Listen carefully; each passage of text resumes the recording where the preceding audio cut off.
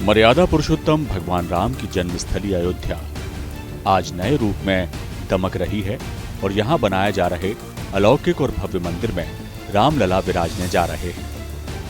हम सभी भारतवासी भाग्यवान हैं जो इस पुण्य अवसर के साक्षी बनेंगे। लेकिन ये सुखद अवसर हमें यूं ही नहीं प्राप्त हो गया। इसके पीछे 500 साल का संघर्ष और सैकड़ों लोगों का बलिदान शामिल है। क्या कुछ हुआ इन 500 सालों में, आइए आपको ले चलते हैं इतिहास के उस झरोखे के पार जो बताएगा कि 5 सदियों में अयोध्या ने क्या कुछ झेला, सहा और भोगा है। ये बात साल 1528 की है जब हमारे देश पर मुगलों का राज था। इसी साल बाबर के सिपहसालार मीर बाकी ने अयोध्या में मस्जिद का निर्माण कराया जो भगवान राम की जन्मस्थली है। बताया जाता है कि मस्जिद का गुंबद ठीक उस जगह बनाया गया जहां भगवान राम ने जन्म लिया था। हिंदू समुदाय ने दावा किया कि ये राम जन्मभूमि है और इस जगह प्राचीन मंदिर था। बाद में पुरातत्व विभाग की जांच में मंदिर से जुड़े कई साक्ष्य भी मिले जिन्होंने इस अहम मुकदमे में बड़ा रोल अदा किया। बहरहाल 500 साल के इस विवाद में उन सालों का जिक्र हम करेंगे जो टर्निंग पॉइंट रहे। साल 1853 से 1949 तक का समय। 1853 में इस जगह के आसपास पहली बार दंगे हुए। 1859 में अंग्रेजी प्रशासन ने विवादित जगह के आसपास बाड़ लगा दी। मुसलमानों को ढांचे के अंदर इबादत करने की इजाजत दी गई। हिंदुओं को बाहर चबूतरे पर पूजा करने की अनुमति दी गई। साल 1949 में असली विवाद शुरू हुआ। 23 सितंबर 1949 में मस्जिद में भगवान राम की मूर्तियां मिली। हिंदुओं का कहना था भगवान राम प्रकट हुए हैं। मुसलमानों ने आरोप लगाया किसी ने चुपचाप मूर्तियां वहां रख दी। यूपी सरकार ने मूर्तियां हटाने का आदेश दिया। जिला मजिस्ट्रेट ने मूर्तियां हटाने में असमर्थता जताई। सरकार ने इसे विवादित ढांचा मानकर ताला लगवा दिया। इस मामले में 1950 में फैजाबाद कोर्ट में 2 अर्जियां दाखिल की गई। एक अर्जी में रामलला की पूजा करने की इजाजत मांगी गई। दूसरी अर्जी में विवादित ढांचे में मूर्तियां रखे रहने की इजाजत मांगी गई। 1959 में निर्मोही अखाड़े ने तीसरी अर्जी दाखिल की। यूपी सुन्नी बोर्ड ने भी साल 1961 में अर्जी दाखिल की। विवादित जगह के पोजीशन और मूर्तियां हटाने की मांग की।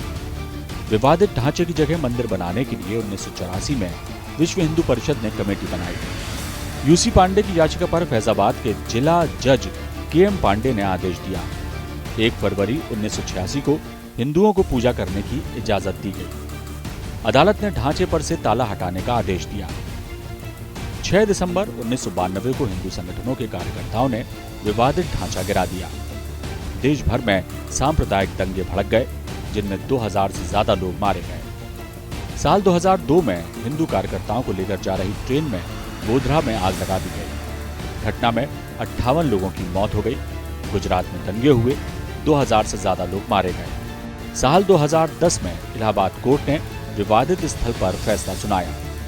विवादित स्थल को सुन्नी वक्फ बोर्ड, रामलला विराजमान और निर्मोही अखाड़ा के बीच 3 हिस्सों में बांटने का आदेश दिया। साल 2011 में सुप्रीम कोर्ट ने अयोध्या विवाद पर इलाहाबाद हाई कोर्ट के फैसले पर रोक लगा दी। साल 2017 में सुप्रीम कोर्ट ने आउट ऑफ कोर्ट सेटलमेंट का आह्वान किया।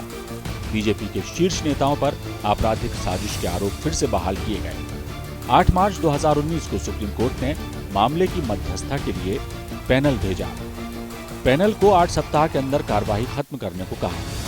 1 अगस्त 2019 को मध्यस्थता पैनल ने रिपोर्ट पेश की। 2 अगस्त 2019 को सुप्रीम कोर्ट ने कहा कि मध्यस्थता पैनल मामले का समाधान निकालने में विफल रहा है। 6 अगस्त 2019 से सुप्रीम कोर्ट में अयोध्या मामले की रोजाना सुनवाई शुरू हुई। 16 अक्टूबर 2019 को अयोध्या मामले की सुनवाई पूरी हुई। सुप्रीम कोर्ट ने फैसला सुरक्षित रखा। 9 नवंबर 2019 में सुप्रीम कोर्ट के 5 जजों की बेंच ने राम मंदिर के पक्ष में फैसला सुनाया। 2.77 एकड़ विवादित जमीन हिंदू पक्ष को मिली। मस्जिद के लिए अलग से 5 एकड़ जमीन मुहैया कराने का आदेश दिया गया।